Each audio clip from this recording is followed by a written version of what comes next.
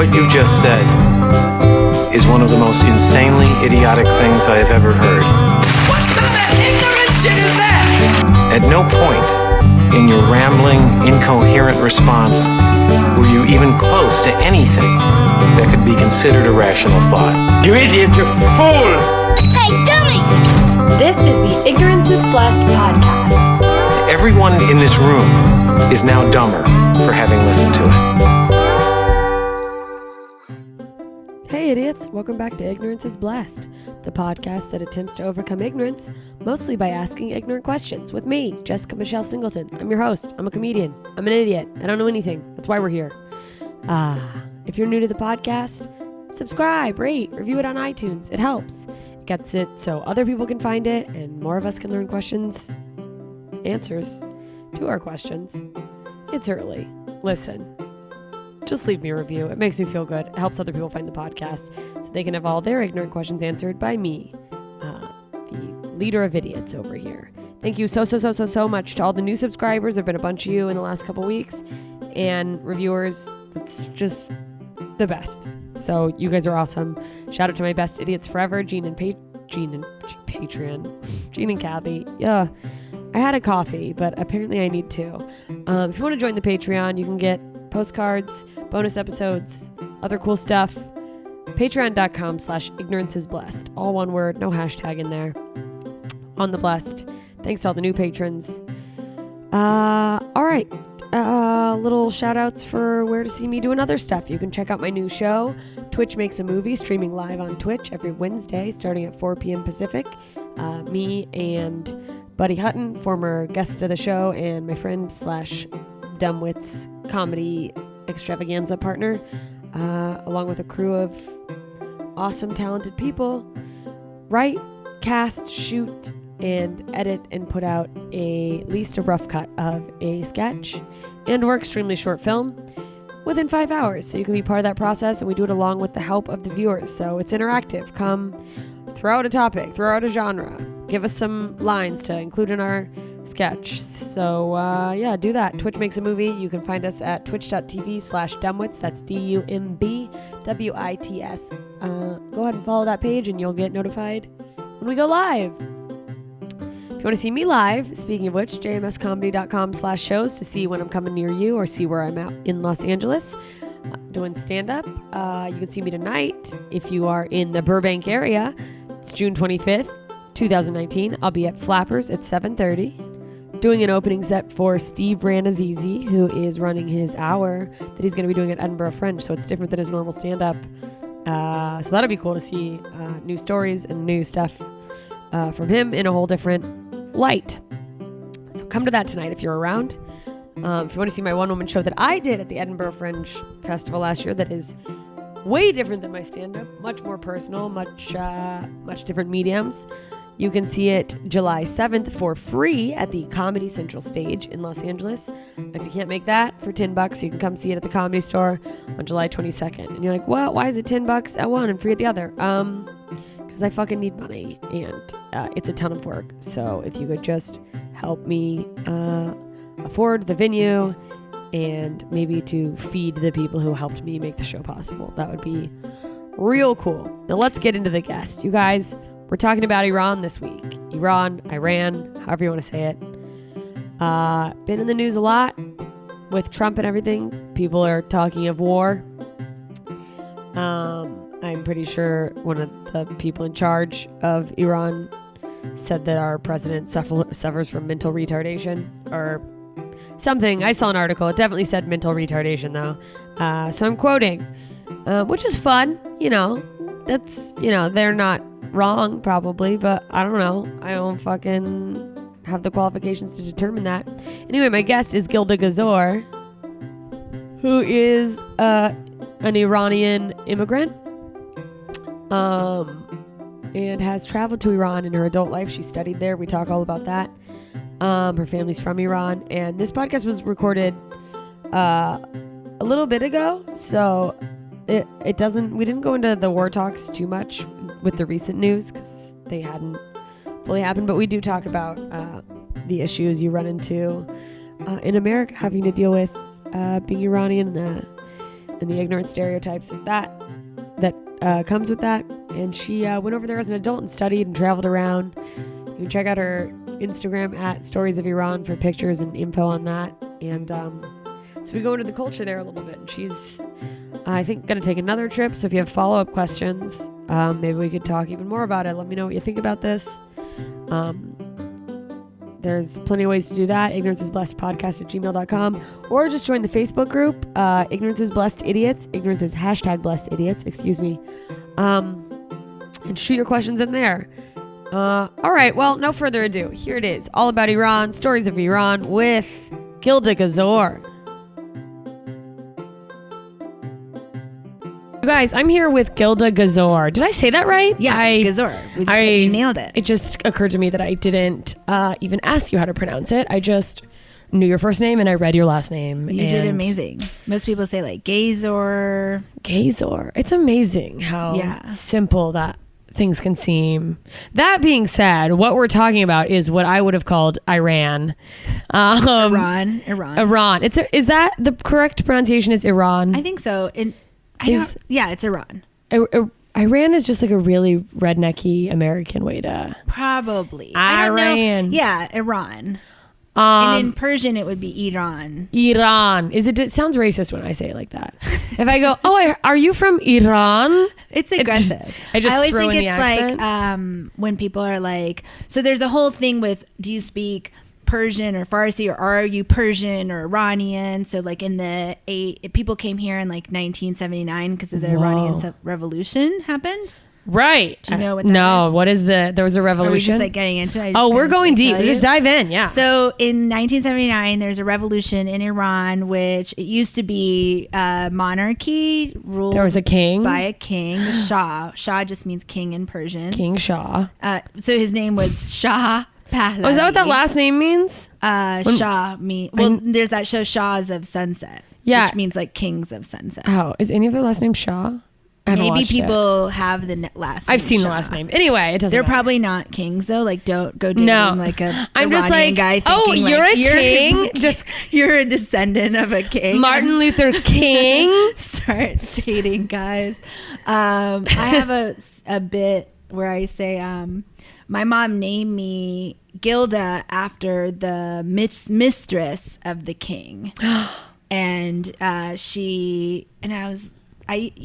first I was young and I didn't think about it, but then I was kind of like, wait, what? Why? Like the mistress? And she's like, oh, she was so beautiful. She lived across the street from me, and the king would come visit the mistress, and she was like blonde and blue-eyed, and she was gorgeous. And I was like, but why not name me after the queen? Yeah, like the one that got the rock. Palace. Yeah. Like I want the house. And she was like, no, she was the real love. And Also like, blonde and blue eyes. Is that Iranian, or was she just like Yeah, there are Iranians who are blonde and blue eyes. They're like Kurdish mostly. They're from the north. Oh, Kurds. So they have like different. Yeah, they have. Kurd is a race? Kurds are a nationality. Yeah. So Okay. in Iran, there are 5 nationalities. So like, I want you to go for it. I'm not going to be offended. I'm not going to think. I'm not Good, gonna because judge if you were gonna be I don't offended, think this was you're the dumb. wrong I don't place. think. Yeah, it's like none of that. Because I think most people try to pretend like they know about, And then they don't Iran. learn anything. And then they also just actually don't know, and then that actually. And they're like, offends me. aha, yes, They don't know the Kurds. the and then they think they curd. know. I know. I hear Kurds and I think of the cheese curds from A&W. So I'm like, I know that I know nothing. It's just like a fried piece of cheese, and I'm like,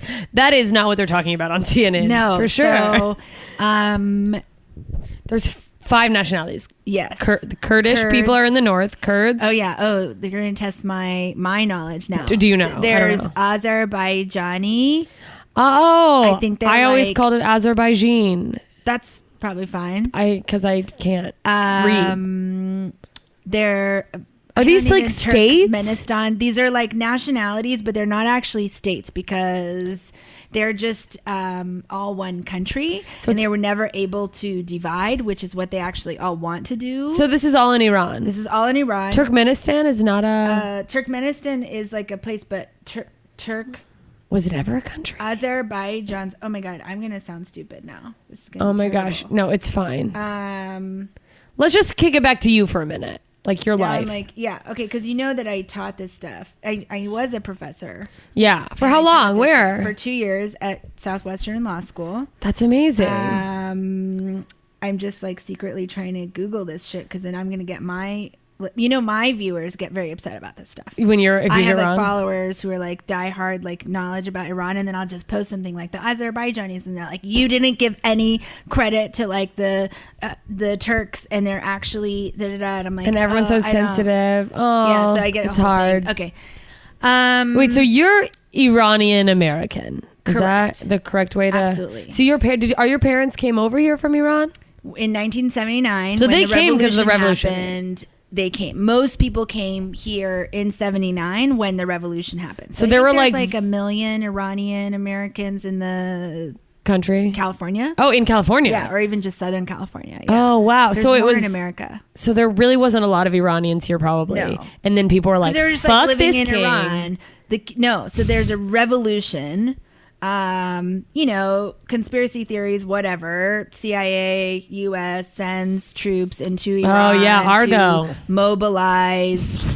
Yeah, Argo. I hate Argo. So Argo Is shows it? the scene of like the car going through and people like banging on the car, and people are like, That's is that all- what Iran is like now? That is what I think When Iran you is go like. there, it's like terrifying. It's like- not at all like that. It's not at all like that. No. Because I feel like the news, anything I've ever seen is just a bunch of people with signs. And I'm like, what is this angry mob? Why are they still angry? Someone feed them. I'm worried about them. No, and then people think it's like a poor country. It's actually really a wealthy country because they are rich in natural resources. Like they have oil and petroleum and gas and gold and uranium and like Uranium? all these resources. Uranium, which they're using for their nuclear weapons. Oh, nuclear weapons. So wait, if you went to Iran, you would be a celebrity. So I feel like you I should would be a just move there celebrity? now because you're like blonde. Oh, and I you're thought you were going to say I would foreign. get stoned. No. No? God, no. It's the opposite of that. It's like Iranian people are the most kind-hearted people you've ever met. They're warm, they're loving, they're hospitable. Like if they're eating something, they will share it with you. There's I no love that. like there's no like I there's all sharing. Yeah, no, it makes sense because every like Iranian friend I've ever had or person I've met has always been so friendly, like a normal, kind human. But then you just look at the news and you're like, I guess these ones I've met are the odd ones out. Right. Because the No. news is all sensational. Well, the news sensationalizes it and they show like this one-sided image, and that's not like, we have kind of like we're always villainizing Iran in the media, but like Yeah. just recently a journalist from Iran who grew up in the States, I think she's an African American Muslim woman. I don't know her name. She was a press TV journalist for Iranian. I hosted a show on that same network. It's like Iranian national TV. It's an Iranian network? Yeah. And they have women host? Yeah. Wow. You just have to be covered. Like you have to have your Hair covered? Yes. And no you can nail show your polish. face, right? Face. It's And I would not- get makeup done. It's not like the full... Full like covering, Like is in, what I hear of Saudi Afghanistan. Arabia, Afghanistan, right? But this is just like it's called a hijab, which Yeah. means you cover your hair. So on a regular day, my hair would be covered, but I'd still have my bangs out. If I was, You can still have bangs out? I would have my bangs out and it'd be fine. Yeah. That's kind of fun. I don't think I've ever seen Your that. hair is covered, and then I know if you have a scarf, I could show you. I mean, I've should've, seen like, it. There's brought a scarf. there's a lot of Iranian and various Middle Eastern cultures at my college, but so and I've they would seen the wear- look. Yeah, Like but hijabs. like when I did the hosting of the show, my hair had to be back and it had to be like like no hair can show. No hair, And okay. no nail polish. So like nail polish, lipstick, makeup, it's all technically forbidden. But did you can't do makeup? show So you couldn't do makeup so on? I would get makeup done, but it wasn't like I couldn't do bright red lipstick. It had to be natural on camera makeup. Correct. So it had to just be like, no, this is just how my face but looks. it looked like I had a full makeup You're like, this is makeup. job done. But sometimes I'd go heavy on the lips and the director would be like, okay. Okay, you need to like or pull like back. the thing. But when I did my talk, which was also like in a public place or whatever, I had the bangs and I had red lipstick and I had red nails and it was fine. But TED Talk, right? You did a TED Talk? I did give a That's- TED Talk, which was probably one of the best experiences of Were you my giving life. it on being from Iran or what was it I on? gave it about this trip that I took Yeah. I took a trip over the entire country by myself to All alone. uncover Iran. Yeah. How old were you when you took the trip? I mean, 32 maybe? Yeah. Were you nervous? Of course. Yeah, absolutely. Was that your first time ever going there, or just your first time so alone? I've kind of like my stories that my dad, so my family came over to the U.S. My mom had me, and my two older brothers were Iranian, born and raised in Iran. Revolution happens. My dad had already bought this home in Piedmont, California, which is like super white, affluent. Everyone like went to Harvard or Stanford or Yale or whatever, fancy. law school, medical school. They're all like lawyers, doctors, whatever. My dad started a brand of kitchens and cabinets in Iran. So he was an entrepreneur. He's 96 now, but so like in the, I don't know what year exactly he started, but he created kitchens and cabinets in Iran for the first time. Like the cabinets you have in this like kitchen, he like revolutionized that. Absolutely. He modernized industry. Iranian kitchens, Absolutely. basically. Yeah, it didn't exist. The cabinets and kitchens, it existed in Germany, but it didn't exist in Iran. And he like brought that there. And he brought it there, and he built these cabinets, and it became a brand. So like Gazor brand in the home. It's like Whirlpool or whatever, right? Wow. Like, so like in Iran, is it still like... It's still going. Huge, It's just that like since then they had like cheap stuff. Yeah. So his was like, you know, expensive. Became the higher end. But during the 70s, my dad was kind of like, he was part of like the Rat Pack type like equivalent in Iran. Oh my God. And so your dad's the Frank Sinatra of Iran. Basically. I know. I wonder what's going to happen when later people, but I see old photos of my dad, and he's got, it's like they're black and white photos. He's wearing like these cool suits and like cool hair. And like my mom was like beautiful, you know, like I see photos of my mom when she was 30, and she like, I feel like garbage. Like she's wearing like mini skirts with like boots to her thighs. Oh my God. She's like, you could do that. Queen. I know, but I'm like, oh, I'll wear my Uggs today. Well, she's like always in like leather. That was also 70s like mod fancy. Yeah. God, I want to dress like that all the time though. It'd It's so be much rad. energy. Well, also, but you realize like we were just talking about before we started how we're like running errands or going around town, like not making an effort to be attractive. Yeah. But then it's also like my youth is going away, and so it's like I think there's like all this other time to be attractive later. Yeah. But like there might not be. Yeah. So I just want to like. No, I know. That's why why lately I'm like, I need to just like go all out now. Because like this is kind of it. Like I feel like, yeah, like I noticed like even my eyelids getting a little wrinkly, and I'm like, oh, maybe my I need gosh. to like be, but like enjoying it while we have it. Yeah, Just, 'cause like, why not? Yeah. I do. I go to festivals and I wear like crazy carnival outfits. Oh, I've been just dressing crazy on stage. Like I don't care anymore. I've like been covering myself in glitter, and I'll put on a fur coat. I don't give a fuck. I saw your show, but I think that was also you were like that's like playing a role. character version of my. It's a version of me, I guess. But like, you know, it was very much that outfit was. That's not what you wear for your No, stand-up. although I guess I could. Well, so mini skirts in Iran. Yeah, so in Iran in the 70s, it was like kind of like Europe in the 70s. There was no difference, right? And like the king was like bawling out. He was like, let's fly in caviar from Paris on a private jet for our parties. And meanwhile, like people were like in the rural areas of Iran who were uneducated, were like suffering and didn't have food and didn't have money. So there's huge economic there's, disparity. Like, huge just gap. And like the Shah's like, let's like, you know, make it better for the rich. And so my family was part of that. So they're like, sweet. You know, they were like, Cool. yeah, they're like enjoying it, right? Yeah. Like, okay. They're like, I'll get another car. Yeah, like loving life, whatever. And then American government's kind of like, oh, we don't want Iran to like get ahead, and they have like petroleum there. Like, let's send in some CIA troops to like act as mobilizers of these people who are pretty pissed off in the rural area. Sweet. So the government stirred that up. Our government was like, let's go and like get these people really mad. Yeah. And like help them revolt. Bring down the regime. The United States did that. Yes.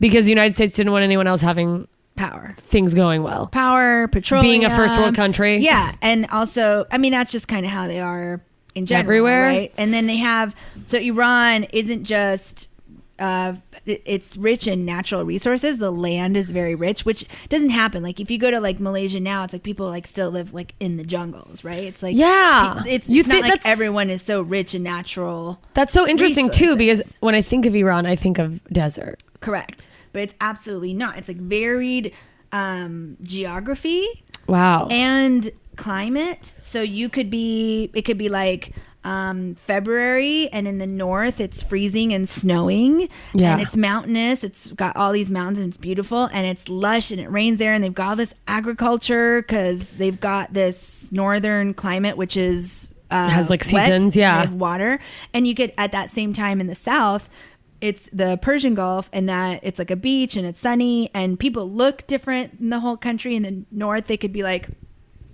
okay, excuse me, I'm better. In the north, they're like blonde, blue eyes, light skin. And in the south, they're like dark, almost black looking with like curly black Yeah, where hair, it's like sunnier. and they have like different bodies and different skin, and they look different in all these different regions. It's like those kinds of things. The desert's really just in the middle. And the desert is kind of, I took 2 desert trips. We went to 2 different deserts, and it was kind of the raddest experience I've ever had. It's like being in an ocean that's made of sand. Wow. But the whole country is not like that. And then the people are really resilient. So everybody is kind of, the characteristics of everybody in Iran is based off of where they are. And so, what I was going to, before I get to that, is that Iran is a desired location also geographically, because in the north it borders the Caspian Sea, which is across Russia, and in the south you have the Persian Gulf. So these are both like harbors, ports. You can like they had a silk trade route, and it's like they had all of this because of where they were located. So it was bringing in wealth, I mean, way before like industrialization, right? Just because of its location. And in terms of protecting itself, it's like, well, it's got the border on the north, natural borders, the border on the south, and it has either can make allies or enemies, right? With those countries. And so it's really positioned well. And if they are powerful, that's not awesome for America. So America's like, oh, let's like reduce their power, so let's go mobilize them. So they go mobilize them. Such a small dick. People revolt. Yeah, because America's like 200 years old. It's like super insecure. Yeah. It's like, oh, we were just born. Like, why? I just like have to make the most noise. I had to pause it because I am an idiot. No. Okay, wait. So Iran is geographically well positioned. It's has a varied climate, and it also is rich in natural resources. And if that country gets too powerful, then that's not good for countries like America. And I was saying like America's like a newborn baby, just being like, wow, we're like 200 we years want to be old. the best. But like when on this trip, I found, the civilization that like first signs of civilization was found on like Iranian soil or like Persian soil. There was like bones from 8,000 years ago. Whoa. Skeletons, like in the fetal position, like in the ground, discovered in Iran. Like you go there and you find like clay pots from 4,000 years ago. Wait, like you found them? Well, I didn't find them. They're like on display. I was like, you excavated I think I would be. I was like, what are you doing here? You should be at a museum or rich or National Geographic or something. I didn't discover them. I just saw them like they're on display because they've been found where there. you go to like an American museum, like what's on display, like art. What dinosaur they borrowed? Art from like other countries or stuff they borrow and bring. Yeah, and stuff is like really they have this really deep, rich history, and it's beautiful. And so I had grown up in Piedmont, California. Yeah. In the 80s after the revolution. Yeah. And my dad was this like guy in Iran. He came to America when I was 2, and I was like, who's this guy? And my mom's always like, oh, it's so funny. He used to like put his shirts and ties in the toilet and like run toilet paper across the hall. And I'm like, I think that's like, oh, so he wasn't here the first 2 years? not the first 2 years. Oh, he was still over there. Okay. Yeah. And then my mom thinks it's like funny that I was like, who's this stranger? And you're like, yeah, no, I was trying to protect us, like, and I'm a 2-year-old. You're like, there was a strange man in my house that I had never known. She always like laughs about that story. It's like a cute little thing I did, and I'm just like, You're like, I was scared. But then he was there until I was 8, and then he went back to Iran to stay, because then he realized like he couldn't manage his business from far away, so he had to go back to Iran. So he went back to Iran when I was 8. And it was just you guys and here? He stayed, and it was my family in Piedmont, which was also like a different place because there were no other Iranians there. Like most Iranians migrated to LA. Maybe some in San Francisco, but not much. But like so most of them came to like LA. So you were in like a white LA. neighborhood. Yes, very white and affluent. And it was in the 80s when like there was like a war between like Iran and Iraq, and also there was like Desert Storm with Iraq and the US. So people, like when I was in elementary school and middle school, kids were like, your dad's Saddam Hussein. God. And like what, like, yeah, they would call me a Saddam camel Hussein rider. from Iraq. Yes, Saddam Hussein's the Iraq, guy that we sorry. killed from Iraq. Yeah, which is the neighboring country, which Iran also went to war with, which Iran was like enemies with. Because people probably get them confused all the time. That's got to be frustrating. Yeah, less now, but when I was a kid, it was all the time. I just thought it was all like, I just lumped when I was little, and I didn't know, Iraq, Iran, and Afghanistan. I was like, yeah, just those countries. Like I just like lumped them together. And like so different. And to me, it's just like, it's all deserts and people who are angry with signs. Like, yeah.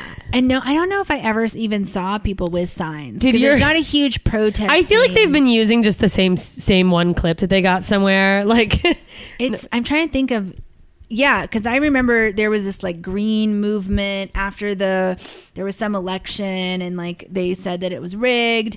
And so I was scheduled to go to Iran and go to law school there. You were going to go to law school at Iran? Yes. Would that have been valid over here? I did go. So later I did go, but I was like scheduled to go, and this green movement happened, and they would show on CNN like this one like firecracker, which made it seem like it was like a bomb or something. And I was like calling my mom, like my mom was there, and I was like, oh, I don't think I come. She's like, what? It's fine.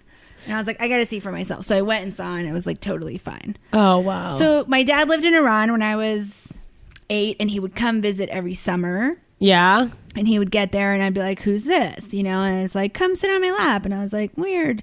And then like, I don't know you. Yeah. And then like at the end of the summer, I'd be like on the airport floor, like crying, sobbing, Dad. And then he would like turn for the final goodbye. That's when you could like go when you to could the walk gate. through the airport. Yeah. Now it's just like security, or like now you do like curbside. Yeah, you're just like, curbside get out. Hug, bye. All right, bye. Have fun. Oh, wow. Yeah. So then that whole, I listened to like all your podcasts where you talk about like abandonment and all that stuff. So I feel like, yeah, there's some stuff there.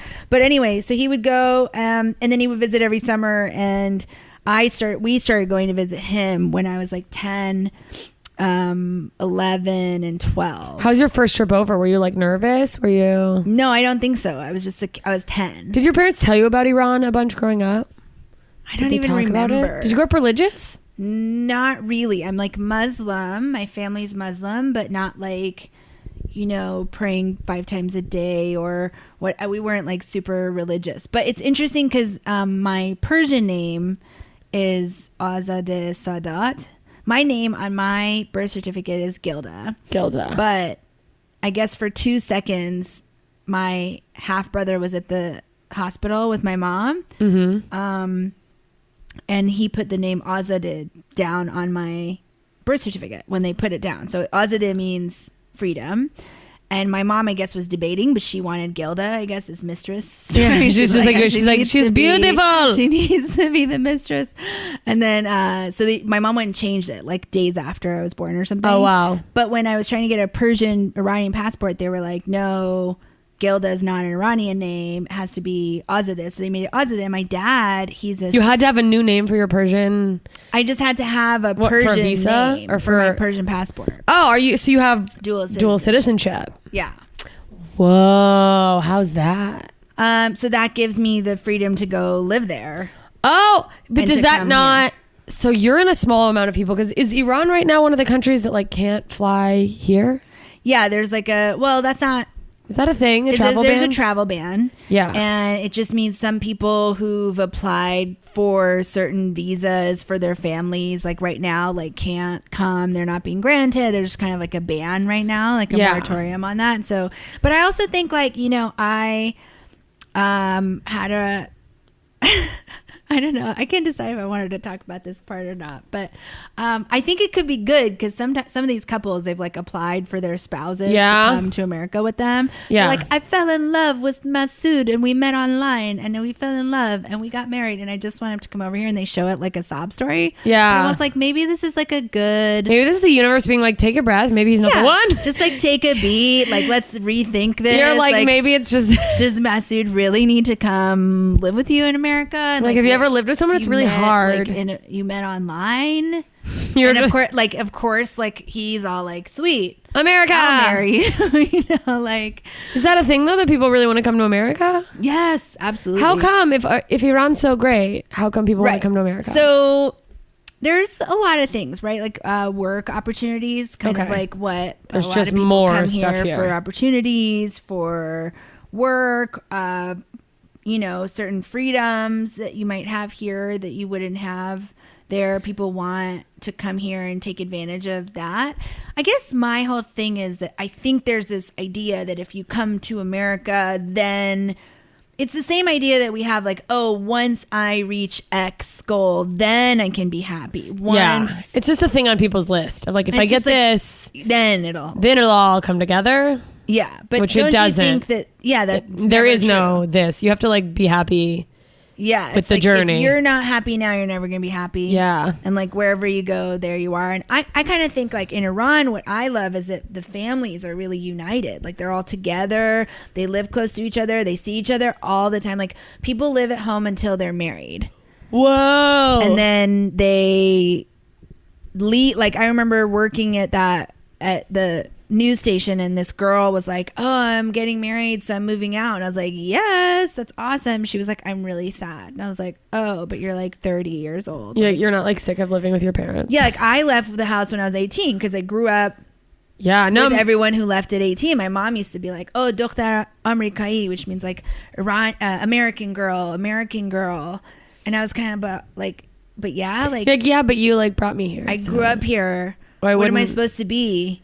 And everyone left. Like everyone went, and I went to like UCLA. Everyone went like to the East Coast to go to schools, and like I didn't apply to Berkeley because you didn't want to go too far. Because I knew my mom would. No, I grew up in the Bay. I knew she would make me go to Berkeley. Oh, because she'd make you to go to Berkeley. Sorry, yeah, Piedmont, so, like, right? I didn't remember where Piedmont was. It's like a small city inside of Oakland. Oh, so you knew if you got there, she would make you go there over the UCLA because like it's close. Super. I just remember I was in the Uber like a couple weeks ago, and this guy was like, I was like, oh, are you from Oakland? Because I thought he had like an Oakland accent. He was like, oh no, I'm from South Central. And I was like, oh yeah, like I totally have street smarts too, because I grew up in Piedmont, which is inside of Oakland. Yeah. And if you were like a 16-year-old girl that took a wrong turn, ended up in Oakland, then you were scared for you your had life. To have street smarts. And he was like, okay. He's like, all right, well, That's like I'm from South Central. So. And then he was like, yeah, like, I was like, I'm always like being like, I'm always like on the, is it on the offensive or the defensive? I'm always like on the defensive. I'm always like prepared. On guard. Yeah, I'm always like prepared. Like at stoplights, I like won't stop behind cars. I'll have to like come. I'm always like kind of like looking around. Yeah, and I was telling him I have my back to a wall, and he was like, yeah, or like you walk with like oncoming you walk against traffic. And I was like, yeah, thinking so you could like not get hit by cars, but he meant like drive-throughs. Oh, drive-bys? Yeah. Drive-thrus. Although it's like, or even Burger if they're King coming drive-thrus. toward you, like, what are you're not going to stop it. Like, but you just like, see it coming. You like hit the ground or something. He kept saying like, you better stay ready so you ain't got to get ready. You better stay ready. That's so funny. My favorite line. I've just been using that like every day. I wonder if that's what your parents envisioned when they're like, we're going to America to start a new life. And then they're like, right. And bulletproof like, hats for all of us. No, but so Piedmont was very like a unique place to grow up, and there were no other Iranians there, so I was like the only one. And so I had kids like, just they were mean. They would be like, oh, your dad's Saddam Hussein. Yeah. Oh, you're a camel rider. Oh, like sand N-word. Oh my God. Like those kind of things, or like what, like there was just a lot of stuff. Horrifying. And then I also it's compounded by like looking different. Yeah. Like I had frizzy. That's what my TED Talk. I know you couldn't watch it because it's in Persian, but that's why I didn't watch it. No, I have it pulled up right in there, and I was like, well, yeah, it's why. But that's what I start off with saying: frizzy hair, like sleepy eyes, like my facial features. Like I have this painting, and it's behind me in the intro of the talk, that painting. Yeah. And I'm describing like frizzy hair, these sleepy eyes, kind of the bedroom eyes, and these thick eyebrows. These were features that were classic of an Iranian woman in like art. Yeah. But growing up in Piedmont, California, these were not like desirable features to have. No, you're like, I want to be the straight-haired blonde. Yeah, absolutely. When everyone's around you. Like, and I had like a mustache, and like my mom.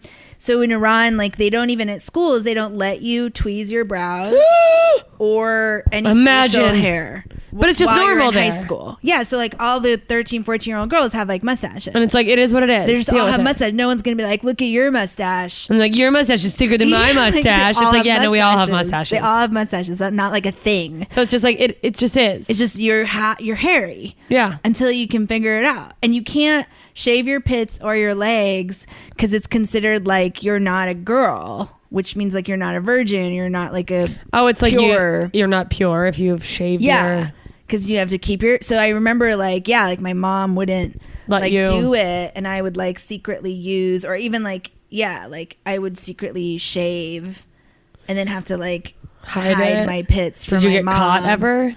No, not the time I shaved my legs, my armpits. I did it in Germany. Like we were on a trip with my dad, and I was like, "This is a great time to do it." I think because there was a razor. What a rebel! In You shaved your the armpits. shower, yeah, and then I like spent the week with like a scarf around my neck so no one would see my pits. But I had like girls coming up to me in track. You know, it was like 95 degrees, and we'd be running outdoors. Yeah, and I would be like wearing shorts, but I had hairy legs. Yeah, and I was 13, and the girls would come up to me and they'd be like, "Why don't you shave your legs?" Like, I don't know, because I just don't. I'm not allowed to. Because then I won't be a merchant. Because then I'm not. That'd have been so funny. Because only whores shave their legs, and they're like, what? But meanwhile, like they were talking about stuff in the bathrooms. Like they were actually like sexually active at that age. 13? Like, my God. Oh God, now it's like really bad. Ugh. They weren't having even, they were talking about stuff in the bathroom. I would be changing in the stall because I had a hairy stomach. Oh, like you're just a hairy everywhere. Yeah, you're just a hairy person. Hairy stomach, hairy back. Oh, girl. You're like, they already got me for the legs. I'm not gonna. Oh, yeah. I mean, but like everyone kind of could have had hairy legs. Like that was understandable. But like no one even had hair on their stomach. Yeah, it's like also your hair is darker than everyone. So it's going to show up just more. Like, I'm pretty sure like you didn't have a full, it wasn't like that. What did you call it? Like a troll thing. What do white people call that little bit of patch of hair on their stomach? Like a troll patch. Happy trail. Trail. I don't know. Some things I don't know because of the. I don't know what they call that. The cultural. But I know you're just that little. I call that a happy trail. Some people on have men. little. On me, it's just like a sad sack of hair. But. So yeah, I had but like a full the entire. You were just like was so hairy hair, which is like traumatizing. Yeah, you're like, all I want is for the cool girls to accept me and leave me alone. Right. Just don't talk to me at least. But in the TED Talk, I talk about how I knew I was cool. So the like gap was, I think there were like weird people and like nerds and losers and like, you know how there are all these different people. Oh yeah. But like I knew I was actually cool. You knew you were cool. Like, I know I'm cool. I knew I was cool. And if only they could get to know me, they would like, my fantasy would be like getting locked in a room with the coolest kids in school. And then they would like see that I was cool, and then I would be like one of them. Cause I wasn't like, oh, I belong with these dorks. I was like, fuck these dorks. Like, I'm cool. These dorks. You know what I mean? Like, these people are weird. I'm cool. I'm just hairy. Yeah. Like I look different, but I know you're bullying the other people that they're not talking to. You're like, you guys are losers. So then you're alone. Yes. I wasn't a bully, but I definitely would be like around the weird people. Like, you guys are weird. Like, I'm not weird. Like, I don't want to talk about the things you're talking about. I know that I'm not weird. And then I had this fantasy that if they got to know me, that then they would like me. And so then this is what I talk about literally in the TED Talk, that like I grew up so different. I had this fantasy if they knew me, they'd like me. And so like I kind of like the Breakfast Club fantasy, you know? Oh, like, yeah. That like, oh, if you got locked with them in the room during detention, like then they would like see me for who I was. Cool, and yeah. then we'd be, and so there was a girl in my class, Gina Kerkorian, who was like the coolest girl in school. Wow. And you like, if everyone everyone was like obsessed with her, and she was best. like grungy before it was like a thing, and she had she would wear like plaid, and it was like, I don't know, it was like the grunge time, I guess. Oh, that time, yeah, And when I that was just didn't- like the coolest. It was cool to be like grunge, but she was even that before it was like a fad. Yeah, she was like ahead of the curve. Her older sister was like a cheerleader who was like beautiful and like was friends with all the hot guys and stuff, and so and she was like cool and art. She's like, whatever. She was beyond cool, but she wasn't like, she had like dreads almost, and she wasn't Whoa. like pretty. She's beautiful, but she's not like in that way. in of, that like, normal high school, Yeah. all-American But she was sweetheart like way. untouchable. Wow. And I was like, if Gina becomes my friend, I will get the protection of her, because my friends right now don't have the backbone to stick up for me. oh, you're like, so if I need Gina to likes have me, people will someone- stop being mean to me. Yeah, because she'll start defending me. Yeah. And so then I'm like, okay, how do we get Gina to like me? How do we get Gina to even notice me? Wow, it's like a whole then- plot. Awful. This is like So a then movie. I like see her binder is like Red Hot Chili Peppers.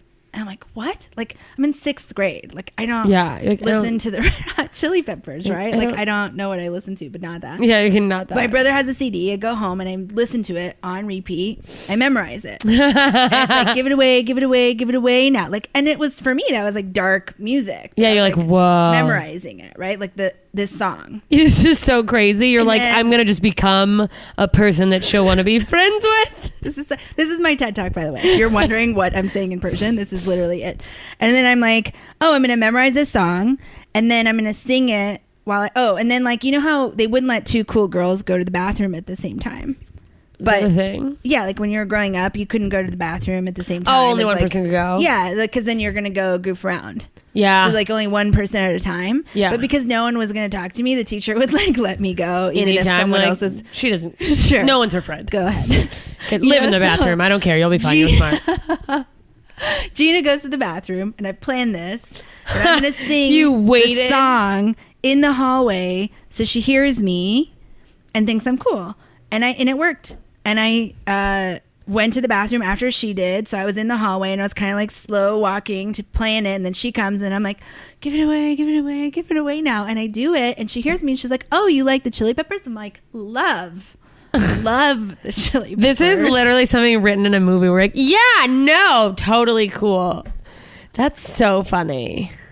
Actually, like I did tell her this story at the reunion, and I think she might have been like low key like creeped about it, but like She's like, it's too late now. we're friends. That's so funny. And then she started to know, she was like, and then she literally goes, "You're cool," and I was like, "Yes." Amen. You know, like, I Yes. go home and like move the pins. The pins around, you're like, got her. Just a crazy. She's like, yeah, no, I don't know why everyone thinks Iranians were very nice, normal people. You have newspaper clippings of everyone in your high school. And So yeah, I become friends with her. No, I don't become friends with her because she's still too cool. I can just become friends with her. She's like Gina Kerkorian.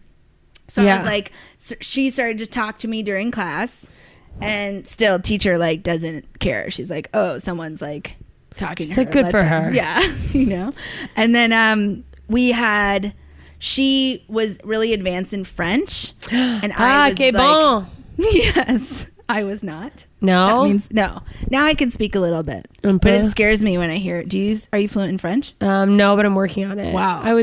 I'm okay at it, but I don't have any way to practice it. So I just read on my stalking of you. I'm all like, how do I get in? how do with- I be friends with her? You're like, I can't do it. I have to listen to country music. Absolutely not. We'll never But be it's friends. like you did the first English show in Switzerland. Yeah, at a You Montreux could've done Comedy it in Festival. French. It's a French comedy festival. So I have a goal for this year, by the end of the year, to be able to do a 5-minute set in French. We'll see if I actually do it. Wait, so what is your connection to French? Like, how are you learning French? I just took it in high school, and then Now I'm just using Duolingo, and then I have a couple friends we keep talking about that are all semi-fluent or around where I'm at, and we keep talking about doing French brunch, Like talking in French, like going out together? for food and only speaking in French. That sounds horrible. Yeah, I know, but there's no other way That's to learn like it. when I lived in Spain and I lived in France, and the Americans would speak together in Spanish, and I they're couldn't like, hang out with them. "Hola." Yeah, and I was like, "You're." I like, know, from but I want to Brooklyn. learn. Like, don't so look at it's me. My only option. I speak French, but I would not ever be able like to I would speak never to you. do that. I could never speak to you. It's like literally my worst nightmare is to speak to an American Ever? in that language. Like if someone American even knew like Persian and they were like speaking to me in Persian, I would just be so. You just don't want to uncomfortable. speak to Americans not in American? Yeah, in English. That's racist. No, it's not. How's that not? What? I don't know how it's racist, but it feels would be so racist. awkward to speak to each other in French. It's literally what everyone. I mean, go there's on no a- reason go on to a- do it. But why? You should go to like the south of France for a summer. You'll like legit. Like, I don't become have the fluent. money to go to the You don't south need of money. France. Just go there and like teach English or like do comedy. know, but- sublet your place. I don't know. There's not enough. If I thought I could do comedy lucratively enough from there, I'd do it. I just don't. Like you'll fall behind. Comedy is in your doing career. is I'm on too much of an uphill trajectory right now that I don't want to leave it. That makes sense. So it's just a goal for myself. It's not. It doesn't matter I think either it's way. awesome. I speak 4 languages. Wait, Do it. Persian, French, American, English. American. Is that American English or? I'm kidding. You're just No, I'm messing just with being an me? asshole. I'm all, American and Spanish. I'm Spanish. actually probably most academically fluent in Spanish because I went to a year of university in Spain. More than English? No. No. Okay. English is English your first language? I hope not, because today with my client on the phone, I was like trying to say "don't lie," but I couldn't conjugate it, so I just was like "no mentira, no mentira." Like I was trying to say like "don't lie" at the interview, No lie. and I just kept saying like "no lie, no lie, no mentira." She's like, "Okay," and I was like, "I gotta go." Yeah, I worked at that firm Accidentes for the last. The year ones and that a I half. see how was The that? Hispanic Ron Burgundy. Yeah. Accidentes. Llamo 888-888-8888. Wait, It's like you were call you a 888. lawyer for them? Yeah. What kind of lawyer are you? So I do immigration law. And I do some criminal defense, but I'm doing my own thing now, just taking like immigration cases and some criminal cases, and I'll do whatever.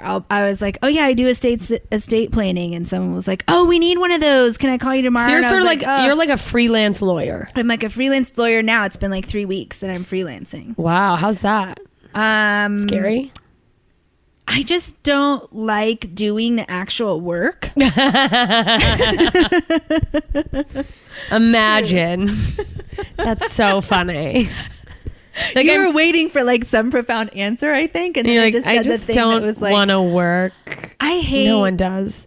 But like, at least if it was the thing you liked, the thing about law is like, it always feels like I'm writing like a term paper. Yeah, it just always feels like an assignment. Yeah, it's never, it's just there's like- no passion. Is that what writing feels like for you? Like when you're writing jokes? I hope not. Not you. No, not usually, but sometimes with like submissions and stuff, I do feel like and a lot of times I won't even do those submissions. Submission of what? Like to television shows, if they're like hiring writers and they're like, we want you to submit How do they like a hire sample. writers? When they need writers, they reach out to people that they want to hire. So they'll reach out to you and they'll be like, hey, can you submit something? Yeah, they're like, we're gonna hire people. We'd like to look at your stuff. Yeah, And then so- they'll be like, you have a week to give us this. yeah, or whatever the deadline is, stuff like that. Usually, a lot of times it is like a week, and if it feels too much like that, I just don't do it. Because whatever it feels like, there are shows where when I submit, I'm like, oh, this is fun, it's easy, it's flowing very naturally, I'm enjoying this, submit. But if it feels the way I imagine you feel doing law work, I'm like, no, because this is what the job's gonna be, and I don't want. I am making all my money doing stand up, and I don't have That's to amazing. take. I don't have to. I mean, a writing job would be amazing, but if I'm gonna take one, I want it to be somewhere where I can thrive and not like want to kill myself every day. But you're enjoying. So the other thing is, like, I saw Sarah Silverman in like my dry cleaner one day, and That's it was when I amazing. had first started doing stand up, and you're like, Sarah Silverman, what is she like? and I was like looking at her Googling. I was like, no, yeah. looking at her clothes as she's picking up. I'm all like, how can I attach myself to her right now? I'm like, give it away, give it away, give it away now. I just do like, that song. You know, you are cool, Gilda. Why don't you come hang out with me? But I think that is like a legit... That plan worked, by the way. Gina ended up protecting me. Oh, that's great. It changed my entire status. That's amazing. I was no longer bullied. I became friends with a ton of people, and I actually developed... Gina became my French teacher. That's what it was. She started tutoring me in French at her home, and then we just became friends because I am cool. Yeah. I just needed some time. I just needed a sociopathic in. Jessica, can I like hostage crisis you into this. I argoed you into this podcast. And now I know about Gina and I'm terrified. And you're like looking around. You're like, my roommates left already. I'm going to die. You wanted them to leave at first, but now you're like, is anyone here? You're like texting. You're texting. Wait, no, let's talk a little bit more about Iran because you're going back. Wait, so you lived over there? Yes. So then you studied law there? I became a lawyer here. Okay. And I had an opportunity to go to law school there, and then come back and teach in LA at Southwestern. So I was like, go study law for 2 years there and then come teach here for 2 years. And I was like, why would I do that? I like go to Crunch Gym and like work out and drive a Honda, and I'm a lawyer. Like, why would I leave my life? And I thought it was going to like catapult my life into like, I could be liaising deals between like General Mills cereal and like Iranian companies. And I'd be like so you thought you'd be like this big shot lawyer. Like liaising these kinds of deals, or that I would go into policy to like bridge the gap between Iran and America. Like I really was interested in kind of like policy work or going into government. I mean, that would put me in a really good position because I would have knowledge that not everybody knows. What happened? And then I did it, and I came back and I was teaching, and I thought like, oh, I've reached this. I'm a professor, and now people are like literally calling me professor. And you think like, I mean, that's cool. That's cool, right? That's like you work your whole life to have people like call you professor. Yeah, I guess if you want to be a professor, then that is what you do. Well, when you grew up in an Iranian home, it's like you need to have some type of that's what I'm gonna ask. Is that a big thing in your? Oh yeah, like my mom was just like, you have to be a doctor, and I was like, I don't want to be a doctor. She's like, well, you got to be something. She's like, you need to have a title. You need to be a doctor, or then like engineer. You need to be something that when I tell my friends what you are, they go, wow, that's great. That's impressive. I became a lawyer. My mom would still say Dr. Gazor to me, and I was like, I'm not a doctor. When you're a lawyer. But then I went to Iran, and they call lawyers doctors because they have doctorates. Oh. I have a Juris Doctor. So you're like, oh, my mom wasn't just being condescending. Yeah. That's just what they do. I felt bad later. I was like, oh, okay. Like that's what she just because you do have a doctorate if you're a lawyer. So I feel like we should just call me Dr. Gazor from now on the rest of this podcast. Dr. Gazor. Yeah, I like that. Okay. So, Dr. Gazor, very cool. Dr. Professor Gazor. So once you reach the status, then I was like, yes, I did it. Like because my dad would just be like, you could be on the Supreme Court. And I was kind of like, Dad, I went to Southwestern. Like, that's not happening. Like, I'm just going to like manage your expectations. You're gonna like that's not. Now.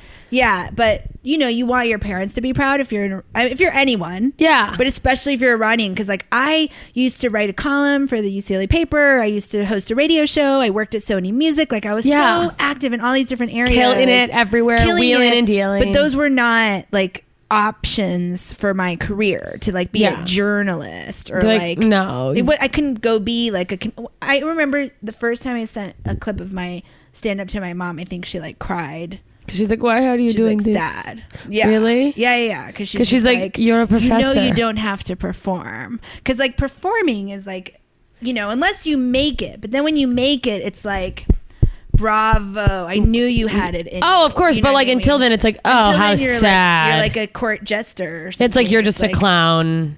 That's right. That's who had to like perform. You're like, it's not a profession that people necessarily respect. Not until you make it. It's such a funny disparity. It's so but if shitty. What's interesting is if you're pursuing a career in a field like being a doctor or a lawyer, people are like, wow, that's impressive. Yes. But if you're like, I'm working toward being a comedian, people are like, Oh, come on. Yeah. Like, oh, really? You're gonna make it. Okay, well. But then later, what's interesting with my family is like I kind of grew up with all that pressure that you had to be a doctor, you had to be a lawyer, whatever. And then when I reached it, then they were just like relaxed. And then I was like, oh, this is killing my soul and I'm like dying inside. Yeah. And then they were so supportive. And I told my dad like, oh, I want to be a talk show host. But like the odds of that happening are like 1 in a million. And my dad just looked at me straight in the face and was like, so you'll be the one. Aww. Like, once you made a certain achievement, they're like, okay, you're capable of achieving. Right. So just set, if it's now what you want, can, set your mind to it. Yeah. And then like just decide and then focus and then go do the thing. So then I started to think, well, do I really want to be a professor? Do I really want to go work in DC? Do I really want to do policy? Like, is that even what interests me? And honestly, it wasn't. I felt like, when you are trying to do policy changes, it takes so long to get any laws passed or anything happening or any changes, like major changes. But I felt like draining. I can just show, because so I'd gone to law school there for 2 years. Yeah. Thinking that, by the way, like, can you direct me? You can cut half of this out, right? No, if you have to like fit it into the certain. I don't have a certain time. Okay. You're fine. So I thought that it was scary the first time I went there to go to law school. Right. It was on the heels of this green movement where they were showing like protests on the street. This woman like Netta had been killed. They were showing like the media of this. And I was just like, what is happening? I'm going to go to law school there. And then that seems super shady. Like, why is this American Iranian girl going to law school in Iran? Like, what is... Yeah, you're like, are they going to think I'm some sort of... Yeah, it's like... Yeah, I didn't want to say the word because it makes me nervous. Yeah. I was like so nervous about going there. But then I was like, let me just go check this out. And I went there for like a 10-day period just to see if it was what was going on. And it was like totally fine. Those protests were happening in like one area of like downtown. Imagine if like downtown LA... There were protests. On one street, there was like protests. That's it. Yeah. And like, that was it. There's protests here and like they don't even affect traffic sometimes. Yeah. I mean, traffic's always terrible anyway. And they were publicizing it like you thought. Like the whole city was like war torn and dangerous. That's and crazy. I had been, doing like... so my mom in 2003 decided she wanted to go back and live in Iran. And so I had been going since, and my dad has lived in Iran this whole time. The whole time. He's never really lived over there. Yes. So I've been like going to visit my dad. I've been going to visit my mom. I lived in Spain when I was in college. I was like, let me pop over to Iran. So I've kind of had this connection to Iran. And I had been seeing it. And then I had done an independent study on like women in divorce in Iran where I like went and did this study There's divorce myself. in Iran? There's divorce in Iran. Are women allowed to divorce? Yeah. You have to have like 6 in order for a woman to divorce, she needs legally, you have to have like 6 of these things happen. Like one is you have to prove one of these 6. Like if he beats you, if he leaves you, if he's impotent. You can leave a man because he can't get his dick. I mean, should be able to leave it. That's so funny that like there are restrictions on your ability to leave a man, but it's like, why are there restrictions? If I can go, he can't get his dick hard. I'm wrong? Prove it. Prove that I should stay with you in a court of law. Can you imagine? Well, so having kids and reproducing, that is like a right for the woman. So if he can't get it up, then if you he can't have children. kids. So she can't have, but also like she's got needs. Like even there's like in the Quran, like the Prophet Muhammad, like he had multiple wives, but he would always pleased them all. But he would say, only take as many wives as you can keep having each wife feel equally as loved. And taken care of. I like and like that. Like you can't like, and so this whole like taking on wives thing, polygamy happened because there had been this like awful battle and like all the men had been killed and they needed more men to take on more wives and children to raise them. It wasn't like, oh, why don't we let them like have swingers parties, like let them have fun. Like it's boring here. They were like, oh no, we need like men to step up to the plate for these other families and take in more like women and children who've been left without. Oh, wow. And so that's where that even came. And then the prophet says that, so I love, like, if you actually go into trying to find feminism in the Quran, and I taught Islamic law when I came back, and you can go into like feminism in the Quran, you can find like all these surahs which are like, oh, actually like empower women through the prophet who would say, like, who he was like, oh yeah, like take on multiple wives if you can keep them all like cool, cared for, and like everything's if good. they're all good. Like, don't take on so many wives that you can't have. You each get of them sloppy. feeling good. Yeah, right. Like, you're not showing up. You're like leaving. Like, Sorry, Deborah's just really getting after me this week. The rest of you guys are gonna have to hang in there. Wait, so you went over there to study law because you thought that like that's when you wanted so to I do did policy. this independent study, and I was like, oh, I'm gonna do policy. I'm gonna bridge this gap. bridge this gap. I'm gonna make. There's gonna be peace between these places. Iran and America, you know. And I was like, superhero. That's to the like rescue. so beautiful that you thought that. Thank you. And I go there, and I went to school there, and then I was thinking like, oh, also, it's gonna be my opportunity to like become a journalist because I'm going to live in Iran, and I'll have this unique experience to talk about. My friend.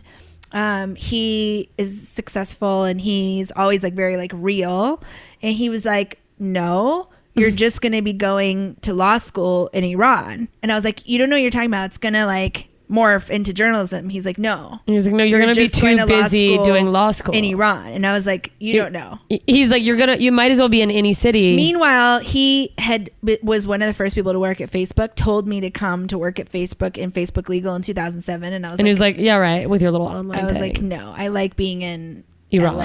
Oh, in I was LA. like 2007.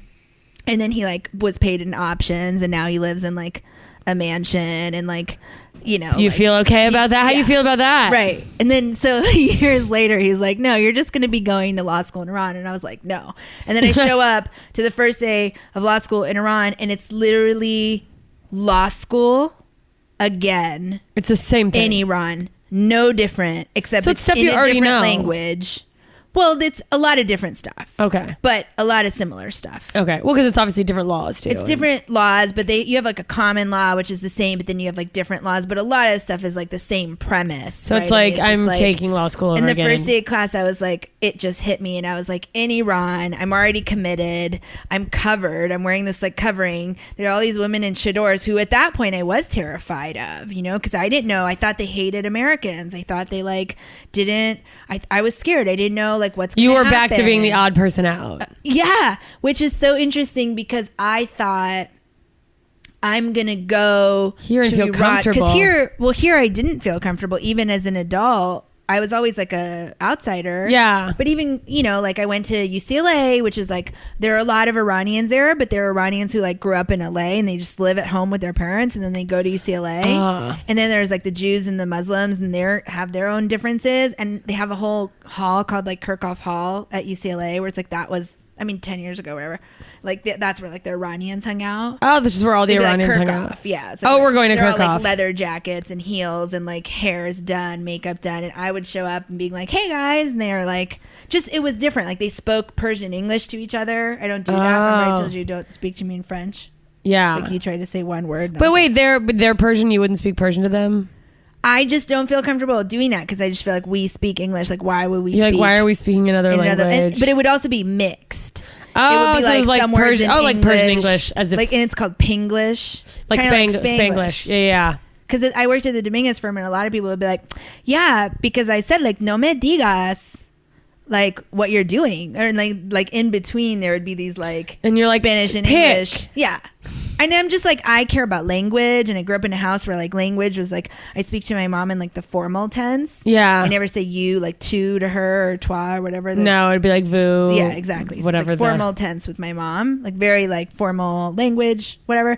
So anyway, I didn't fit into the UCLA thing, so I had like a collection of friends that were all like a white guy and a black girl and like a, you know, Armenian girl, and like, you know, like people from... So you didn't join like any clubs or like any... No, like I played like lacrosse. It was like before I was even... I just feel like I was such a late bloomer. Like now I'll go to like spin or barbell or where my workout classes, and I'm like, I'm athletic. Like I would have rocked. I should have done like, why didn't I do sports? You know yeah. what I mean? Like that would have been cool. I did like lacrosse, and I was like, oh, running. That's cool. Lacrosse is cool. Kinda, yeah. But it was like so much running. I like hated it, right? I hate running. Especially in college, and when you're like awkward with your body and you don't know what you're doing. Anyway, and you're like, I don't know. So I didn't fit into this Kirchhoff thing, and I grew, you know, and then had my whole life and whatever. But it was fine because then I went on all these solo adventures, and I did the journalism, and I did the radio show, and I like hosted a radio show at UCLA that was only aired to the dorms. So it was like a podcast. Yeah. But but it was like only on the dorm channels. That's funny. And then I like made a connection at Sony Music through that. I just like called up Sony in New York and I was like, I need 12 tickets to the Maxwell concert. And he's like, you can't just call the New York office and try to get tickets. And like, I know your music director. And I was like, well, teach me how to do it. And like, And he was like coming to LA and I was like, can I meet you? Is there a job? And I like met this guy and like got a job at Sony. Like I was just like, I was crazy. That's great. Yeah. But it like got you're like, who cares? I'm just going to call. Yeah. I admire that. Crazy things. I was like, I'm just going to go. Like, if I want to do something, like, go, even trying to go to law school in Iran, you don't just, like, go. You have to, like, get accepted, have everything translated. Like, I mean, it's, like, I can do all these crazy things. But, I said that to say, like, I went on these solo journeys. Like, I went and lived in Spain for a year. I did a summer in Spain. I went back. I lived in France after I did my year in Spain, and like I met all these people and I had all these amazing experiences, but mostly like solo journeys. Yeah. And then I came back. I was like, my friend was like, I was living in France and I wasn't working and I'd taken the LSAT, and my friend who I'd met in Spain but who was American was like starting grad school in LA and was like, if you want to start settling down, I'm going to be going to school in LA. We could live together. You need to come back. You need to get your life together. And I was like, I want to go to China. I want to go to China. Because my roommate in France had lived in China. And so he was like, if you go to China, you're going to learn Chinese. I was like, that sounds awesome. I'm going to go to China because I'm going to learn Chinese. Like I just thought, that's what my mind worked. I was like, I'm just going to keep going new places. I'm going to go to learn stuff. And then she was like, no, you need to like come. What are you doing? You're going to go to China? Where you're like, what am I doing? And then I was like, oh, okay. And I had a boyfriend at the time, so I was kind of like, I guess I should go. France in America. Okay. And we're doing like law. So I was like, I guess I'll go home. So I came back, started law school, and thinking it was going to be like continuation of college, like the best years of my life. Elle Woods, like, yay. Yeah, exactly. I was like, who's Elle Woods? But then I just saw that the other day. Oh, the Legally Blonde. Buster's Law. That's so funny. Bruiser's Law. Bruiser's. I can't even remember. Was the dog. Oh yeah. It was Legally Blonde too. I just admitted that I watched the second one. That's fine. So I just thought it was gonna be like college, and in college I would literally like almost not go to class the whole semester, get someone's notebook, memorize it the night before the exam because I have a good memory, and then get it like an A. Yeah. But in law school, you have to go. You actually have to study every day. Oh yeah, when you don't have to study, that was like. When I learned that I was going to have to study stuff, I was like, oh, this is not a thing I've ever had to do because I've always just been smart enough to like get good grades. And then when I was in college, I was like, oh, I have to like study some of these classes. Where did you go to college? University of South Florida. Oh. This isn't Tampa. You grew up I was confused about where you grew up because I thought you grew up in Alaska, but then I heard you say Mississippi. Yeah, I moved to Alaska when I was in 6th grade from southern Mississippi, but I was born in Germany. We moved from Germany to Mississippi when I was 3. It's a clusterfuck. And then you went to Alaska. Mm-hmm. And then I graduated from high school at 17 and I moved to Florida for college. Were they all like Eskimos in Alaska? Like, there are Eskimos, but before I moved up there, I thought Eskimos were just people in furry coats. I didn't realize it was like a race of people. It's a not race. Wearing furry coats? I mean, some of them do wear like thick coats with fur when it's cold. Like, and do they have those like spears? Harpoons? Yeah. I mean, I think if they're going like harpooning, but like there are not people just walking around with spears. I live in Anchorage and it's a city, so they're not just like marching around downtown. I might be equally confused about Alaska as you are about Iran. Oh, a lot of people are. I mean, I used to be on AOL chat rooms and people would be like, do you live in an igloo? And I'm like, yeah, with an internet connection. You fucking idiot. But then I was like, actually, I don't really know. Were there igloos? Not anywhere near me. Oh, like you wouldn't see igloos like no. If there were igloos anywhere, it would have been like in the middle of nowhere, Alaska, and I don't even know if that's true. I used to be like, yeah, like out in like the villages, but I was like, no, I don't think that's true either. Then you get pissed off Alaskans being like, no. They're like, yeah, no, we also live in houses. I'm like, right? Why would you live in an igloo? It's 2019. I am curious because I had heard that Alaska was like a good place to live for like dating because there's like no women. And 4 guys, like, every girl. Burly men there. Hot is debatable. Because they're like the brawny man. They are. There are large men there. They are well fed. And like they're just big dudes. It's a lot of. I forget that. I forget that a lot of men in LA are puny, and then I go home for a week, and I'm like, I look at so many of my dude friends, and they're just like these massive dudes. Are they white? Your friends, or they're? I mean, I have friends of all colors. But in Alaska, it's a lot of white people. We're in my friend group, white, native, there's a small population of like Jewish people in Alaska, Muslims, a couple of all the religions. I think I had like one kid that was Hindu in my high school. Okay. But it's like majority white, black, native. Okay. Asians. A lot of Asians, South Pacific Islanders too. Okay. So Samoans, Filipino. Those are the big dudes you're talking about? Samoans are huge. Samoans are some of the big dudes. Yeah. Giants. But wait, but this isn't about me. I needed to get a breath. I want to date like a big giant. Yeah, I was like wearing plaid, just burly and has, man, like, a beard. Maybe I'll just marry someone when I go home though. from my I feel festival. like almost any guy would be like a big giant man. Yeah, I know. That's why I've never had like a height I felt thing. pretty big just hugging you when I got here. I was my like, gosh. she's so much smaller than I think she is. I'm not. when she's on I'm stage. not even a real person. You're like teeny. It's 'Cause creepy. you were like waiting by the gate, and then I was like, and then I always feel like bigger. But like, You're so then not when I'm like hugging big. people, I'm always like, I do have this like thing where I'm like, I have like huge shoulders. And so I'm all, like those. Yeah, I was trained by a denim jacket and I was like, I have huge shoulders. My this friend isn't was like, working for me. That's not a thing. Like you're imagining it. Yeah, no, I don't see it. Okay. But Well, thanks. I'm going to come here to feel better about myself.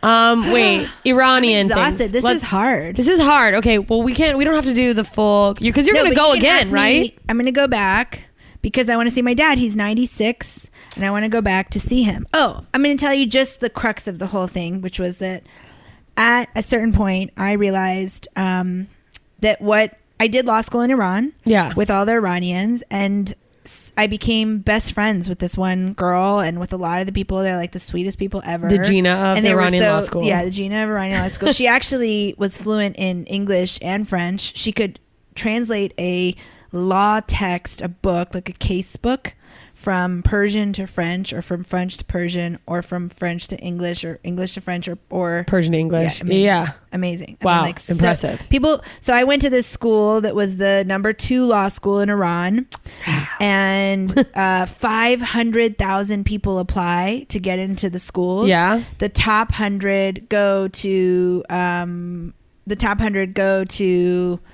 I'm all like, you're getting mugged. No, it's my roommate. It's cool. The top 100 go to University of Tehran, and the second 100 go to Where you this school. Okay. So you were in the top there- 200 of 500,000 people.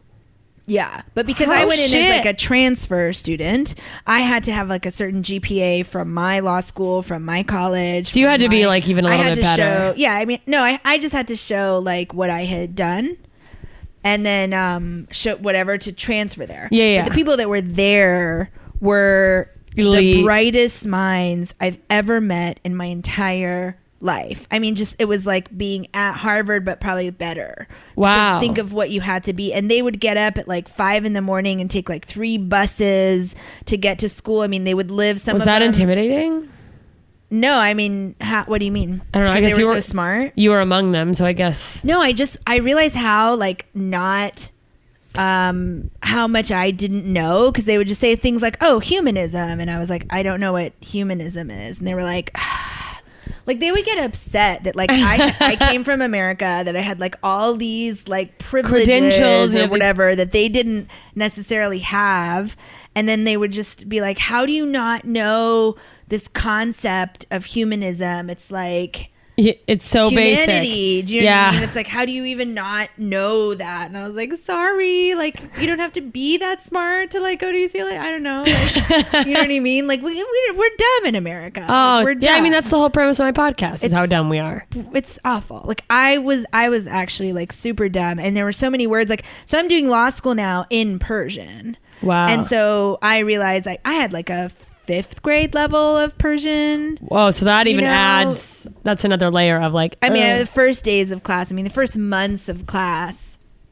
and I would like take a taxi to school, and I would like, the taxi driver would be talking to me, and I'd go to school, and on the way home, I remember he'd be like asking me questions, because anytime they hear someone with an accent, they're curious. Like, oh, where are you from? America. Where is better? Here or there? It's the number one question. Yeah. And on the ride home, I would just be like, I don't know. Like my brain, like all Fried. day, I'd be like in Persian law, and I had a list of words that I didn't know, that I would keep like a running list of the words, and then there'd be similar words And you'd be like, I that fucking sounded exactly You're the like, my same. brain's been working out all day. And so it was really hard. And then the new concepts, and you're in a new country, and you're like far away, and oh man, it was hard.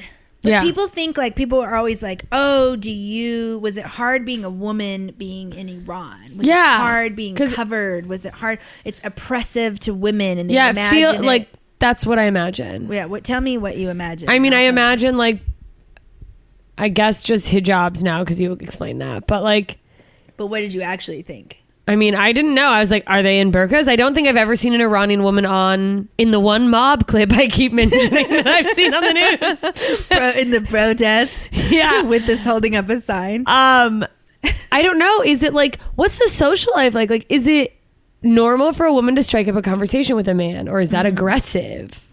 Like, did you date in Iran? Is that even a thing? Is dating a thing? Yeah. I mean, even they have like... Yeah, so people, now there's like social media, and like a lot of it's like censored, filtered. Yeah. So basically, it's an Islamic republic. Yeah. So there are rules of Islam which apply to people who are there, and that means like no sex before marriage, like men and women basically can't be together even in the same space until they're married. So like your law school, was it all women? No. So then they're separated. I mean, they're men and women mixed. Actually, women are more educated in Iran than men are.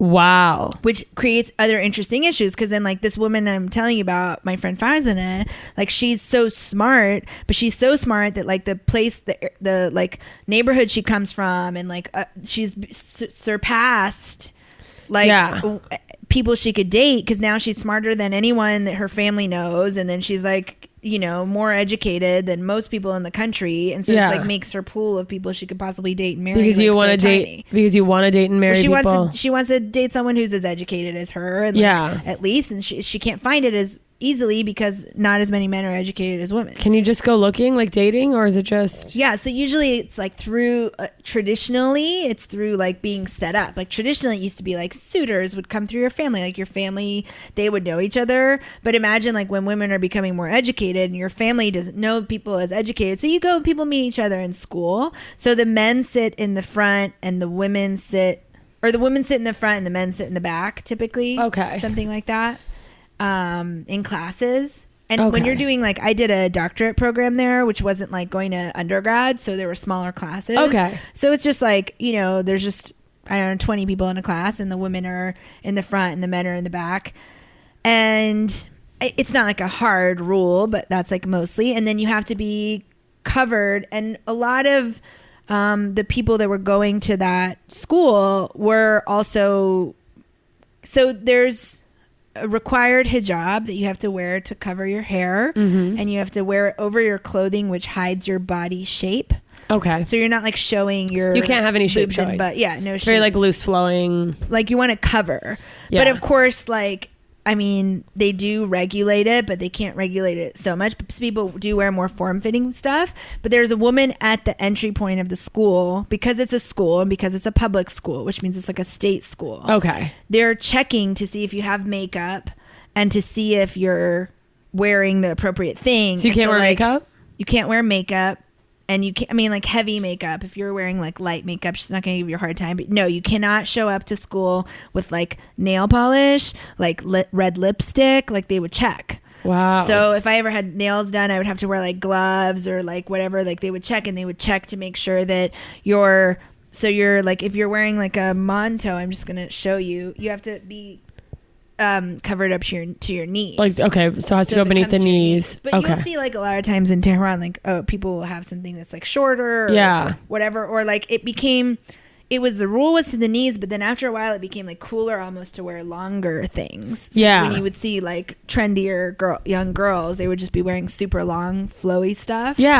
Especially in the, so they just like embraced it and kind of and then there's, I think recently been like movements with women like wearing the hijab like less and less, or they wearing it like, I don't know if it's not being enforced as much. Like some people were protesting recently and not wearing it. I haven't been there, and I don't know like what the recent trend is, but when I was going to school every day, I had to have this required head covering, which is called a marnae, which is like almost like a uniform headscarf, and it's sewn. And I never actually knew how to wear this. It kind of feels like a KKK cap or something like that. It's Jesus. like a huge cone thing, and you have to like stick. It's like a hole. Do you put your face in? You put your face and you fold it back. Oh wow! And so it's like. Did that feel weird? Like transitioning from being a UCLA college girl. Oh, I'm like, well, and then I went to Southwestern Law School here, so I was like, and I was like a lawyer, so I just been living here, and I grew up and here. Hair was part of your routine and whatever, and then now I'm like covered. And it's restrictive, like under your neck, and in the summers it was hot. In the winters I didn't mind as much. It was mostly like cumbersome, right? Like it would get just annoying like bulky to just and kind be of like always dealing with it. But like that is what I think I always thought, and those were the questions I had for the women, which was like, oh, is it hard to be covered all the time? Like I really thought that seemed so challenging. And it's like, well, no, that's just their norm. That's like not even what is hard for them. Things like I'm talking about is like the gap in education between the men and that's women. what I'm curious about. Things like that's what's hard. That like a woman who's educated has a hard time meeting a match because they're not as educated. Why are men not as educated? I mean, they're just like women are like bosses now there, Can women be bosses? Yeah, women are bosses. Like there's women that are running like tech companies. There's a woman that's in charge of like this organization that's like all the transportation in Iran. It's like can a women government drive? Job. Yeah, women can drive. Okay. Women could not drive in Saudi Arabia, but they recently changed that law. This year, so they can drive. But yeah, women drive. I started driving because like I couldn't handle like the taxi drivers asking me so many questions. So I just was like, and I was just like, I can't. And they would like smoke cigarettes. And they were like garbage cars. Do people smoke a lot everywhere there?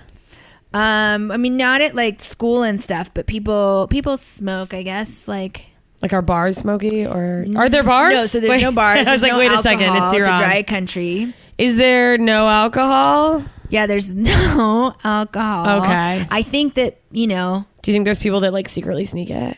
Maybe. Well, there's like, there's other like religions mafia. in Iran. Like Christians are there, and they're not Muslims, so they do drink wine. Okay. And so like Christians, but it can't be sold anywhere. And they make wine, and it can't be sold anywhere. Okay. It can't be bought anywhere. So if anyone is getting it, it would theoretically have to be done on like the black market. So it'd have to be like what was that, prohibition style? Yeah, like underground bathtub. Like right, like they're home. So if that's going on, it's all home brewed. It's all home brewed. But yeah, we were just talking about women. The things that are hard are not that. Women are bosses. Women are leading. It's not hard to get those jobs. It's not as far as harder for a woman versus a man.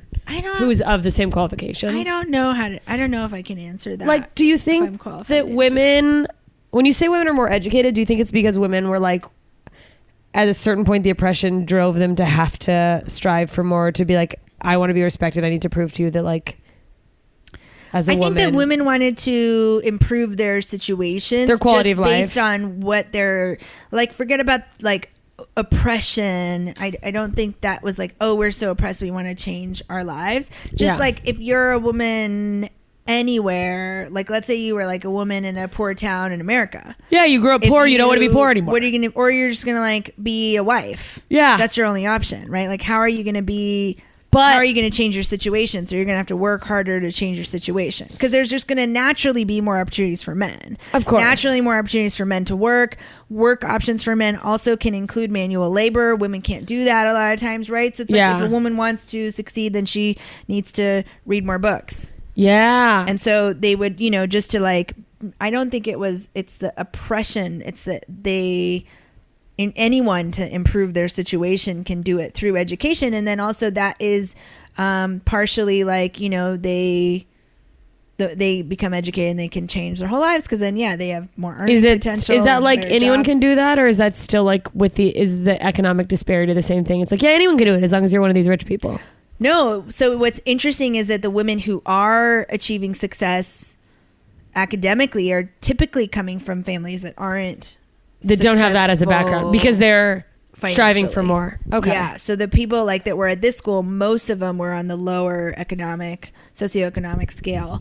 And the people who are well off, they end up going to private schools because they end up growing up kind of lazy and they don't need to change their situation and they They'll have be to fine. just go to private schools. But the people who are going to these public schools and who are uber smart are usually lower Coming from socioeconomic backgrounds. Okay. Well, and then with And then they become like the lawyers and the doctors. For a while, it was illegal it wasn't, women couldn't be judges, but then that changed like 10 years ago. Women can be judges in Iran. There are women There are judges? female judges. Yeah. There was like a female law professor from Ireland at my law school. I didn't really know her, but interesting. Much, but yeah.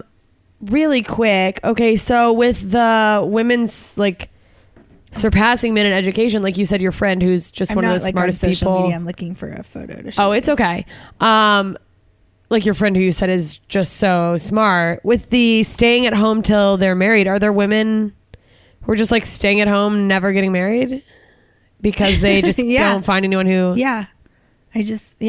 Women, I don't think they can, I don't know if. Like, is marriage they decreasing? have hardship, yes. Because men are less needed. Because at a certain point, I mean, I think this about marriage in general, that I'm like, yeah, no, marriage made, to me, just across the board, regardless of, where in the world, to me, marriage was like, I was like, oh, that was a necessity for women. Like with saving yourself for marriage was like, yeah, to trick someone into marrying you because you couldn't get a job that would afford the lifestyle you wanted to trap someone with your pussy. But I think that it's like maybe my mom used to say to me, marry for money first and then marry for love. And I was like, Mom, you'll love the money. No. Like, I want to be in love. And then now Yes. I'm just like, she was a genius. She was Really? like on to something. Yeah. I'm just like, make my own money. I don't know, but do you like, I don't like, I want to not work. I want to be like doing all the creative things I want to do. I love but also having really nice things. I love working, but only in the field I'm in. But I cannot imagine not working. I feel worthless if I'm not being productive. Yeah, I think that like I know what you're saying. I agree with that. But that's me. But I want freedom to do What you wanna things do. that Yeah. I want to do. Like I if guess you- you're creating that with you've been doing comedy for how many years now? Oh, like 8.5. Yeah, no, I'm building that. It just takes a lot of work. I'm trying to show you, I guess. This is a good example. This was like the covering I wore to school. You guys hear that?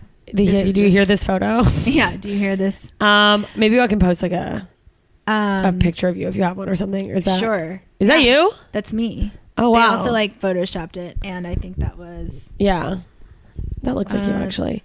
Oh, that's interesting. Yeah, her whole face, like you just like chin. It's just like she described. Like you can see like a tiny bit of your hair. This is like the formal covering, the marne, which would be covered. But if it was just me, like regular, you'd have your bangs out. You could have like the a little bangs, and I would have like a kind of a scarf. And do they do? That's just Are like, all the so both she's shown me? She's like wearing black scarves or. I mean, you could wear colorful. Can you wear color ones? Like you could wear people colorful. are color. And in town, that really strict covering was for the school specifically. And if you worked in a government building or anything, if you had to go to a government building, or if you worked in a government building, or if you were a lawyer and you had to go defend someone, whatever, you'd need that. But if you were in town, like you saw my TED thing, I had like red lipstick and red nails, and like whatever. Like it's not. So just very strict for like enforced, government yeah. funded things. What is the government now? What are they like? What do you mean? Like what kind of? So it's an Islamic regime. Yeah. So once the because there was no king anymore. Once the king was overthrown, because he's all like throwing parties and like not giving a fuck about poor people. Caviar, yeah. So when they were like overthrew him, and then they brought then the Islamic regime takes over. It was the Ayatollah Khomeini, and they there's now Khamenei, who's the supreme leader. Okay. And so there's a supreme leader, and then there's the president. And so president is elected, but the supreme leader is essentially like voted on by like a board of people who those people were ultimately they were elected, but those are the people who choose the supreme leader. So they're sort of like Supreme leader representatives to rules vote until, on like, he behalf dies. of. Yeah, and then there's a president who the people elect. Okay. And so the president and the supreme leader work together, and so yeah, I mean, does one of them have more power than the other? Yeah, the supreme leader is like the supreme leader. Yeah, yeah. Okay. And then I was scared because I just thought when you do see stuff, you see like anti-America and like whatever. But then, I mean, even I went to this like prayer thing where it was like thousands of people and they were like chanting "Death to America," and I was like in there, and I was like, yeah, death to America. Yeah, basically, you know what I mean? Like, better get part of this, you know what I mean? Like, because what are you going to do? You're not going to be like, you're going to out yourself. Yeah, you're like, I'm not going to. But I remember just actually being like, oh my God, like, I'm going to die. Like, what is happening? It's like a huge mob of people. It was like the last day of this Ramadan is Eid al-Fitr. It's like the New Year, and they go, and the supreme leader is in the mosque, and you can hear him. So the men are all inside, and the women are like outside. People are like bleeding out. There's like all these people, and they're like chanting "Death to America." And I was like, was there a certain incident, or was it just like? No, it's just regular. They just like, hate "Death to America." Wait, so and then I start freaking out, and I turn to the person next to me, and I'm crying, and she's just like, "What's going on?" And I was just like, from America. My parents are Iranian, but I'm here. Does that mean you guys hate me? And she like, this big woman, she like just grabs me, hugs me, and she's like kisses me all over my face. She's like, we love you. Like, what are you talking about? We love everybody. That's just like that's like a thing about the government. That is not about the people. Right? It's like, we love you. And then like other people heard and come around the commotion. Everyone starts like hugging me. Like these people who were just chanting like "Death to America." Death to America come. Wait, so they're like mad at me. the American government? Yeah. Okay. So the stuff that you see, it's like about, which also who isn't at this point. Oh, no, of course. But then it's like, so is everyone there educated enough that they're like, they separate the government from the people? Or was it different because you're it's not even like an educated thing. It's almost Iranian. like no, it's because of a human thing. Like they love people, and the people of Iran love people of everywhere. And so if you travel there, like I feel like when people like, I look Iranian, so I'd get less like noticed. But if like you went there, like literally you would get people just that wanted to like take photos with you, and like they would like want to say hi, and they would want to like take you out, show you around. And, can Americans just go to Iran? Americans, Canadians, and British people can go to Iran, but they need visas, and they need to go with the tour group, and they need to be with the tour group at all times. Yeah. People from other countries can go freely, but any of those three countries, you have to be with the tour group. Why is that? Is that because they they're not like up to no good? Yeah. Oh, because there are. There's, like, well, because the whole like spies CIA bullshit and. Yeah, okay. So they're just like, they want to regulate. And then that's why, like, when there are issues, like, you know, at the border, there were like 3 people like randomly in the woods, like camping on the border of Iran. Like, I mean, what would that look like if like 3 Afghani campers were like on the borders of like America? Like, oh, we're just camping. It's like the same stuff happens in the reverse. Dipshits. Yeah. And like, people get like, just recently they like American government arrested an Iranian journalist who came to America. She was arrested. She's like in like custody, and like nobody even hears about it on the news. You haven't heard about it. But if the same thing happens and some journalist goes to Iran and they like detain her to ask questions, it's like, it's the biggest deal. It's like well, because they want everyone in America to think Iran's bad. So yeah, I was terrified, but then I started like making friends and feeling out the actual situation, and realizing that like the people are so amazing, and then all these people have these stories, and actually everywhere in the world, like we all have these stories. Yeah, and if you share the stories, you realize that we're actually all just the same, so similar. So Farzaneh, the girl who wears this, she would wear like this outfit with the scarf and the manto that would cover to her knees.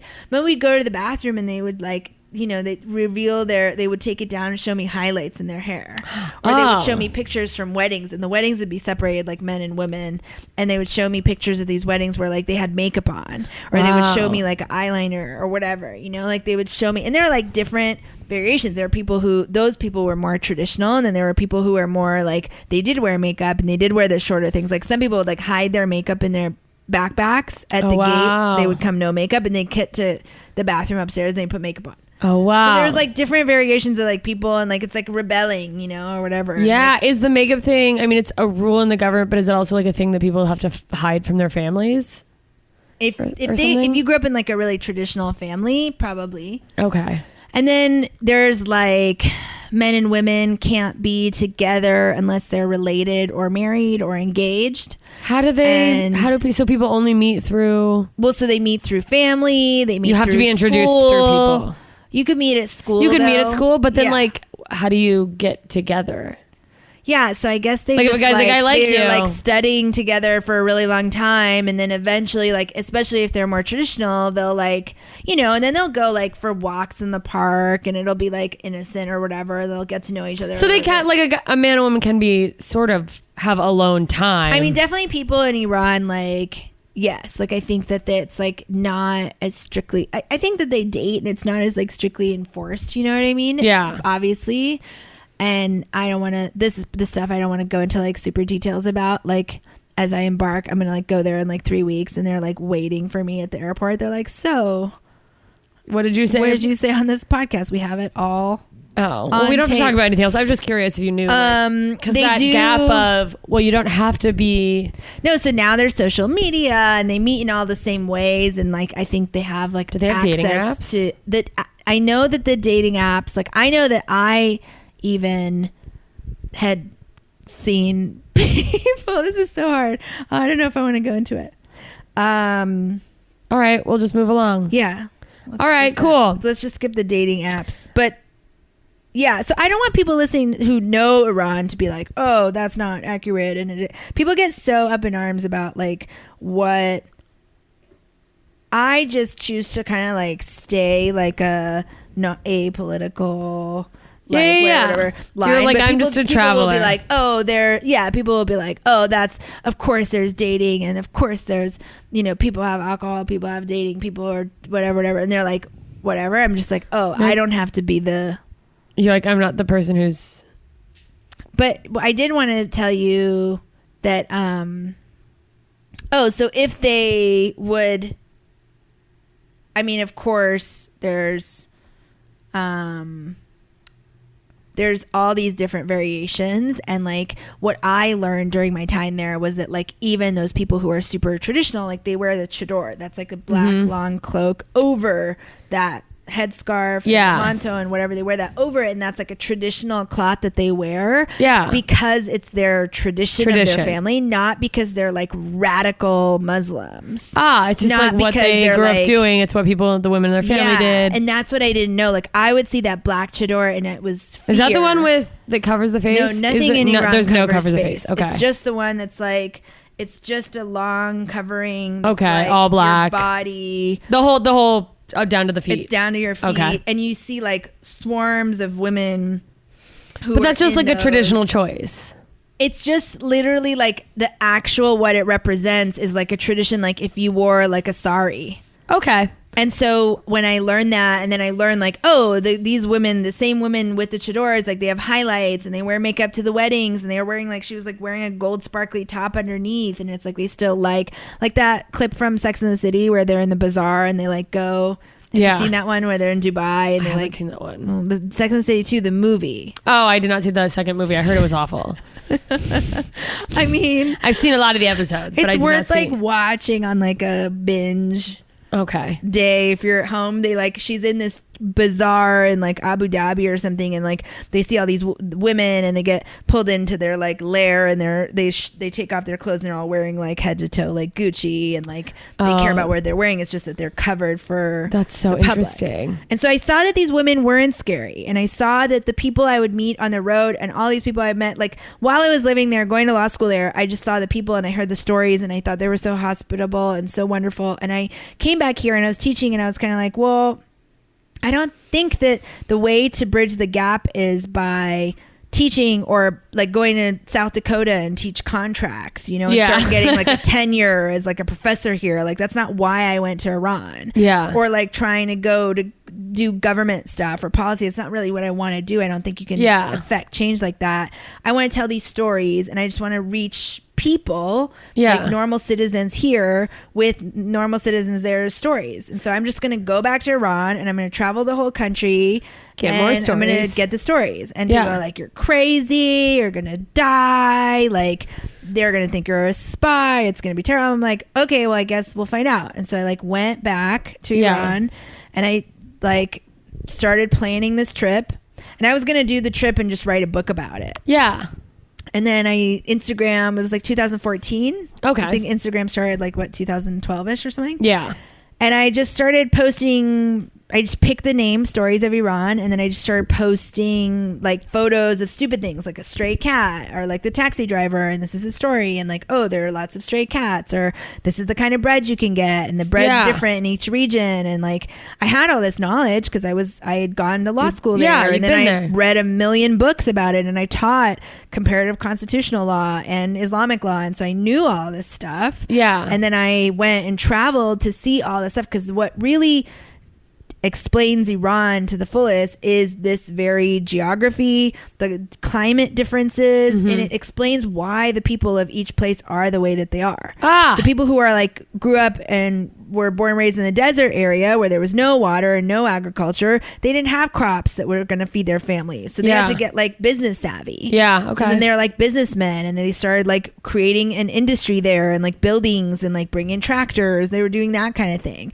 People who were like in Esfahan, that's like a city that was on the Silk Route, and they were like had a huge bazaar and like buying and selling, like trade, that's like a huge thing there. So all the people of Esfahan have kind of like this bazaar-y mentality, like negotiating and buying and selling, and then they go into handicrafts, like making all these beautiful like, you know, tapestries and hand painting, like ceramic, or hand painting metal or copper. Like they'll take you know, copper plates, and they'll like carve out designs into copper, and they have rugs, and all that stuff comes from like Esfahan, because they had to make these products because it used to be on the Silk Route. So like that shapes like who they are. And then in the north they have lush agriculture because it rains a lot there. So then it's like they have so many crops and so much to live off of. So then they're also kind of like super chill and relaxed because they didn't have to work as hard as this guy in the desert. You know? We so just got crops. That's how we make they're our like income. Chilling, you know.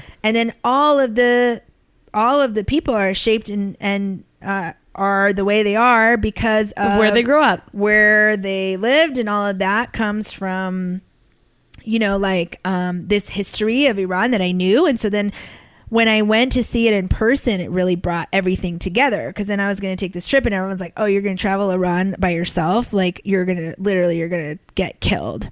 And I was just like, were you scared? Yeah, of course. When people keep telling you like you're gonna die, and you're like, wow, thanks. You're like, well, and nobody had really done it, you know. And like, oh, no woman is coming, like, and then people would say, if you see people like speak to them in an accent, thicken your English accent so they think you're a tourist from like England. Yeah, like, or no, like when I speak in Persian.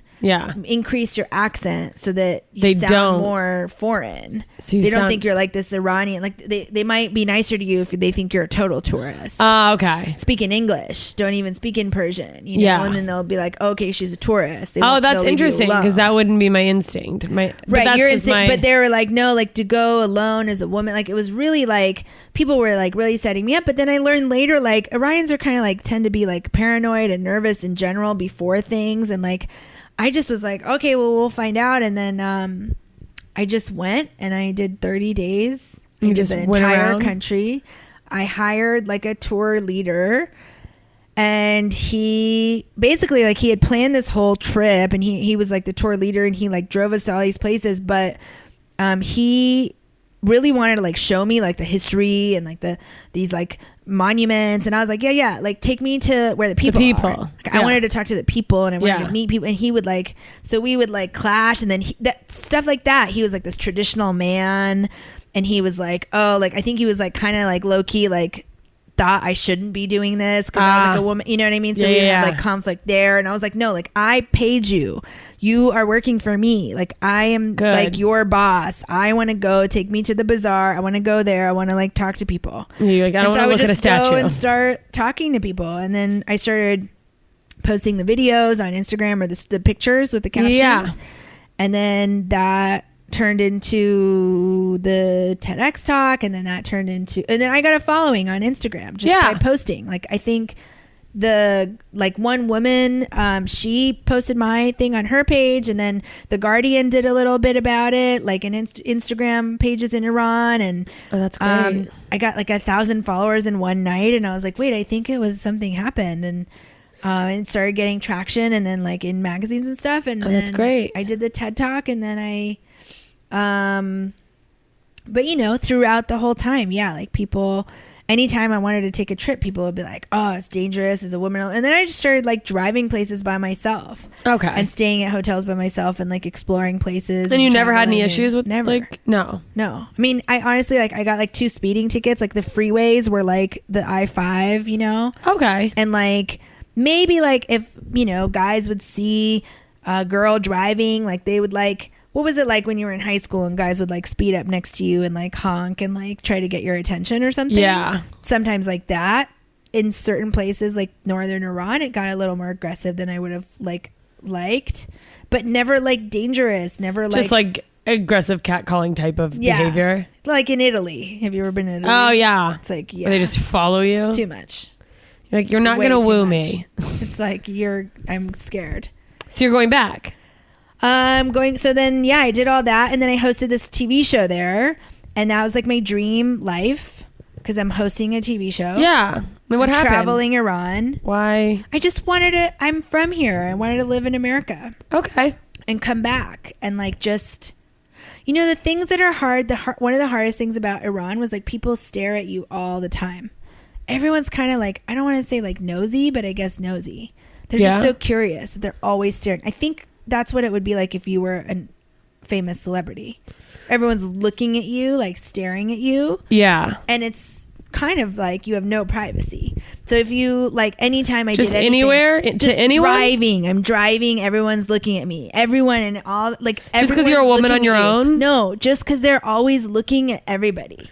Oh, everyone's just wants to know what everyone's doing. Everyone's just looking at everybody, but it's staring and it's really intense. Like if you go to a restaurant, like imagine like, have you ever walked into like a quiet room and like everybody turns around and like looks at you and they're like, wait, and then you go and you sit and they're watching you till you like sit and you're like, it's so uncomfortable. Like That's if you ever showed up time. late to a exercise class or something, God. yoga, and everyone's like, you know, like looking at you and you're like pretending that you're not like there, you know, and it's like I'll like open the door to my bar class and like the whole class turns around and I'm just like I actually freeze, I think, because I'm all like you didn't see me. That's what it feels like. Everyone, you go to a restaurant, you show up and you're everyone's just staring at everyone, staring at you. But I would come home like crying about this because I just felt so uncomfortable being looked at. Yes. And a lot of things just felt things that like weren't, I don't know, I would take a picture in like a bakery or a video in a bakery for my thing. And then like the manager would come out and be like, you have to erase that or something. Or like,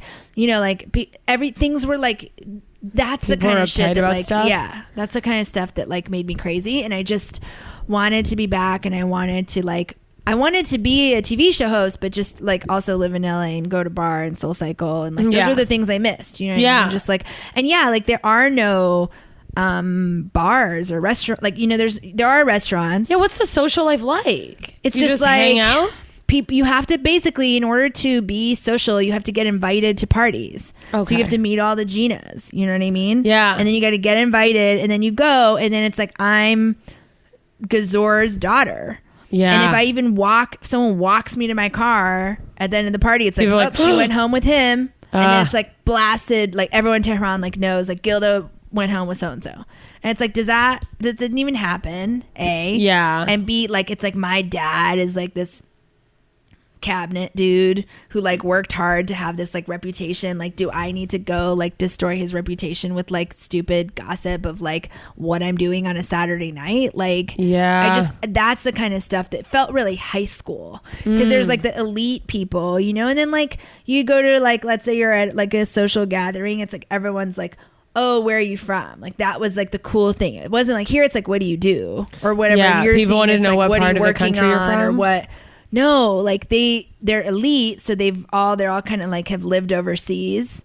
So they want to know, where overseas have you been? Oh, Do you know what I mean? okay. Living. Like Like, where are you from? That's the thing. Okay. So then when you're in this like elite group of people, you have to get invited to things. And then it's like, I don't know. I think people didn't invite me because I did host this show for the Iranian government. Yeah, so they're like, we're not trying to give her like our like. we don't want you to locations. see where we are, government show lady. You know what I mean? Like, so that was a thing, and then also like, yeah, I don't know, and then also just things like they have.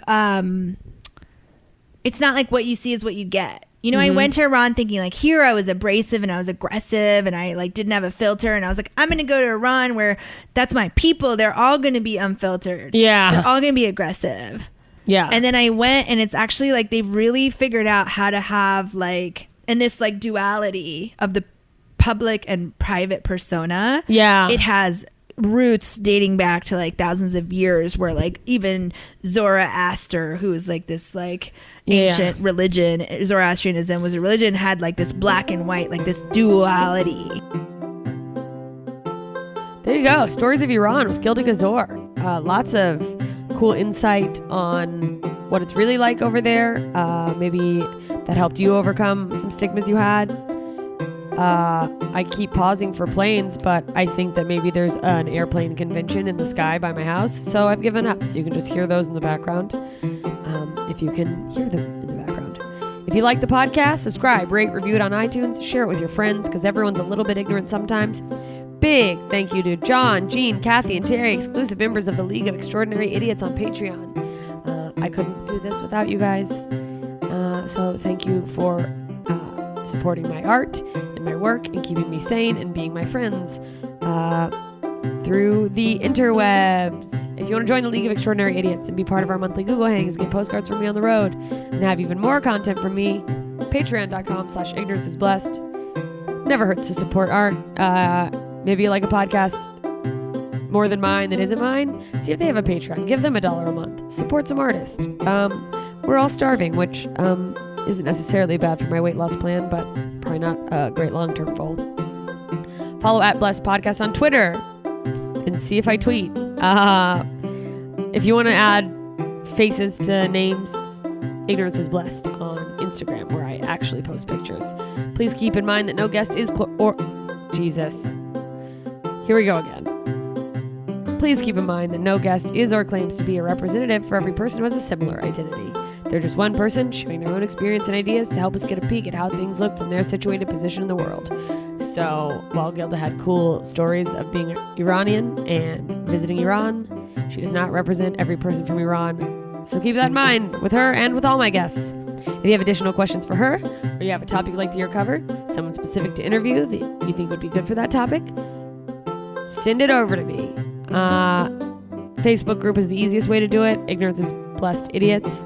Or send it to ignoranceisblessedpodcast@gmail.com. You can also use that email address to send your questions and have them be completely anonymous from anyone else. If you have dumb questions that you want the answers to, but you don't want to be judged for being so, quote, dumb, send them my way. And I'll do the best to deliver what I can. Keep asking questions. The more we ask, the more we learn, the more we know. And the more we know, the more we can look down on others who aren't as smart as we are. And isn't that the point? Thank you for listening. And thank you for being patient with my ignorance. See you soon, idiots.